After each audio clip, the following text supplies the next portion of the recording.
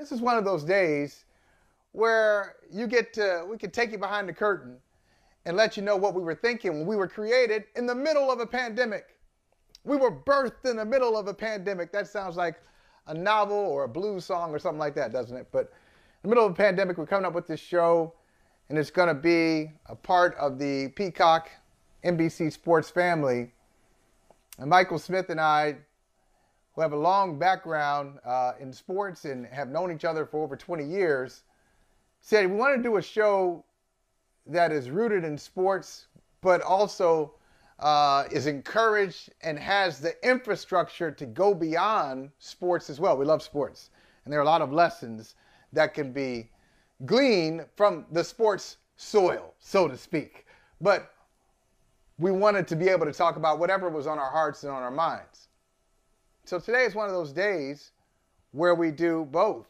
We will talk about sports today. There's still things to talk about from the NFC Championship game, the AFC Championship game, and the Super Bowl we're going to have in Arizona. Mike and I will be there as well. It's going to be a great time. So we will talk some football today. But I talked with Mike yesterday, and I hope he's okay with my summary of our conversation. I talked with Mike yesterday before the show. And keep in mind, it's Championship Monday. It's the Monday after Championship Sunday. So we know everybody is talking about, ooh, was that a penalty? Should they have called that penalty in the Bengals-Chiefs game? Ooh, look what happened to Brock Purdy. Mike, you said he was like Tom Brady. Okay, I'm just kidding. But look what happened. Look what Philadelphia did to San Francisco. There's a lot to talk about with football. But we said, how are we going to deal with the Tyre Nichols conversation? And I think we had, and I'll let Mike jump in when he's ready to talk about it, when we're ready to talk about it together. I'll let him further characterize the conversation. But in my opinion, it was one of our best conversations because it was, like all of our conversations, it was honest, it was real. And we were saying, there's some of our colleagues who aren't even thinking about this. They feel like they don't have to. They don't have to think about the duality of, hey, here is Bengals, Chiefs, 49ers, Eagles.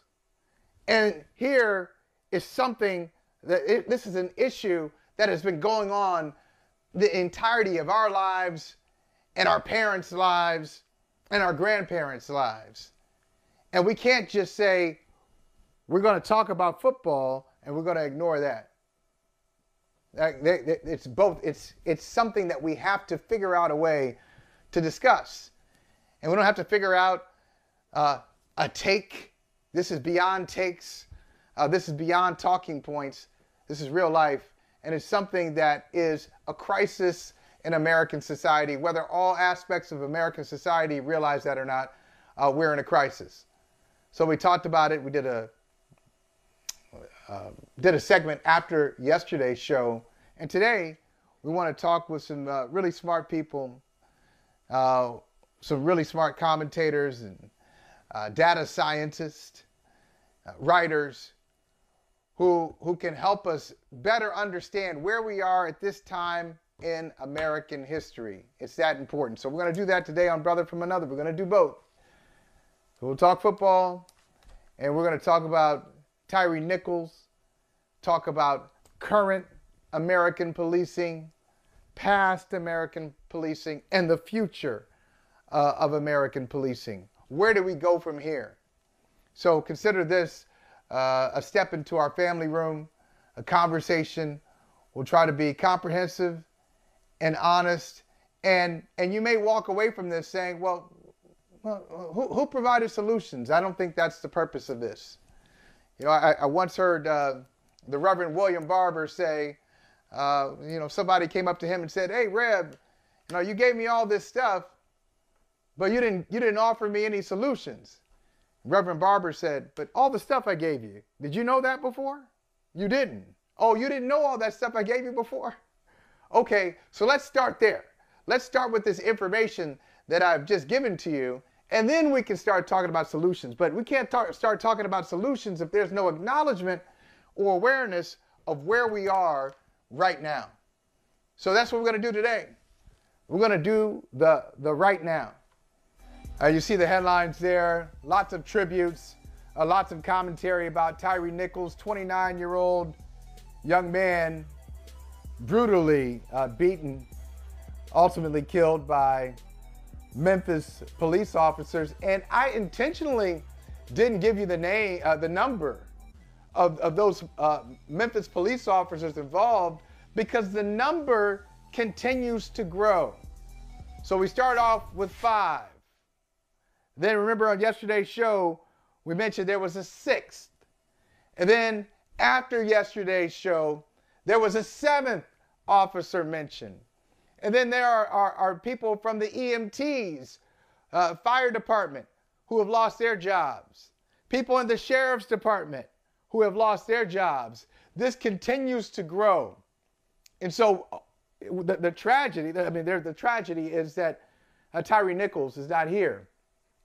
And what makes this story even more tragic and even deeper than we realize is that it's continuing to sprawl the people involved. And I know, just instincts, don't you know this? Some certain things you just know that you know that you know, and the data hasn't arrived yet to confirm what you already know.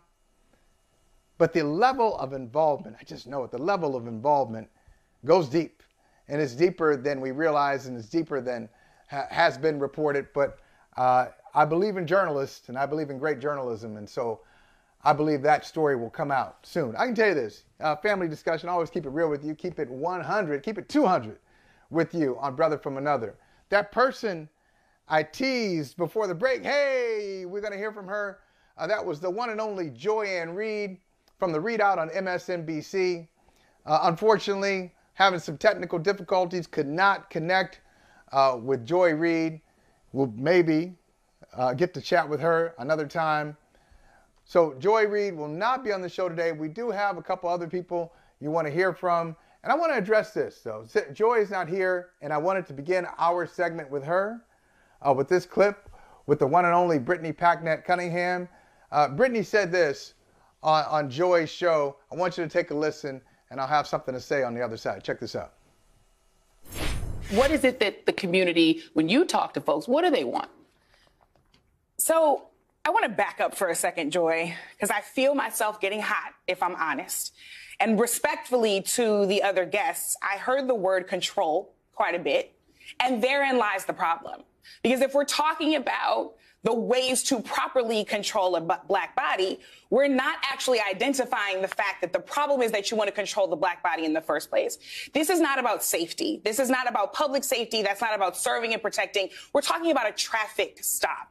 So the idea that there is a proper way to control a 150-pound person who is now dead is actually deeply offensive to me. The fact of the matter is people want safety. People want us to invest our money in the things that truly keep us safe. And I'm sorry, if we keep talking about training, millions, billions of dollars have been poured into training. And I say this as someone who used to advocate for these things. But I'm reminded of James Baldwin in this moment. How long do you want us to wait for your progress? Gentlemen, how long do you want us to wait for your progress? You are telling me that more training is the answer. There's been more training. There have been body cameras. There's been recruitment. There's been additional diversity. There's been money and resources poured into all of these things instead of the things that we criminalize people for, like substance abuse, like mental health, like houselessness. How long do you want us to wait for your progress? Because right now, this is certainly not what the people want. And we're tired of continuously being told to wait in order to achieve and experience the kind of personal safety and respect and dignity that we deserve. Oh, powerful words from Brittany Packnett Cunningham on the Readout. And I think, you feel her passion and you listen to her commentary, sterling as usual, on point as usual. And there's something she said there that kind of puts us all together in this pool when we have this conversation. And that is, people want safety. Yes, we all agree on that, right? People want safety. They want respect. They want dignity. And they don't want to be told to wait. If I look back at some of my personal writing, back in the day, I can tell you about this later, but back in the day, I used to write a little poetry. But if I look back at my personal writing, I've been mentioning some of these things since I was 23, 24 years old. I mean, I have a poem. that where Melise Green is mentioned in Detroit. That was in the 1990s, early 1990s. I have a poem about Amadou Diallo, right, 1999, 2000 in New York. And so you're going back, okay, that's over 20 years we're talking about the same things. And so I understand what Brittany is saying when she's saying, hey, how long are we supposed to wait? How long are we supposed to wait for your progress? I think the conversation that we're all having, and respectfully, we don't all have the same ideas about how to get through these problems or to how to resolve them. There are a lot of people who want the whole thing, just want to tear it all down. Want to tear it down and start over. There are some people who still believe that there is some measure of reform that can happen. And there are some who look at that and say, you're out of your mind. You can't have reform, especially if you're going to have law enforcement be the reformers. I had an interesting conversation with a police officer, a white police officer, about 3 weeks ago. And he told me about his area. I'm not going to tell you the city, but he said a lot of people in his city right now don't want to be police officers because they can't win. They can't win. Nobody wants to see them coming, even when they come with respect and dignity and true policing. Honorable policing, professional policing, nonviolent policing. Nobody wants to see them coming, and whenever they arrive, they get resistance, no matter what. And he said he's been seeing a therapist, and he wants out. He said a lot of people are leaving because they can't handle it. They can't handle the way people look at them. So I mean, it's from where I sit, and you feel free to disagree.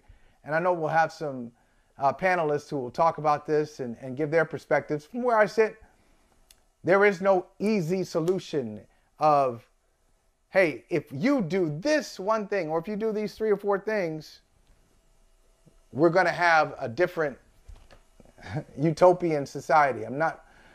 I don't see that coming.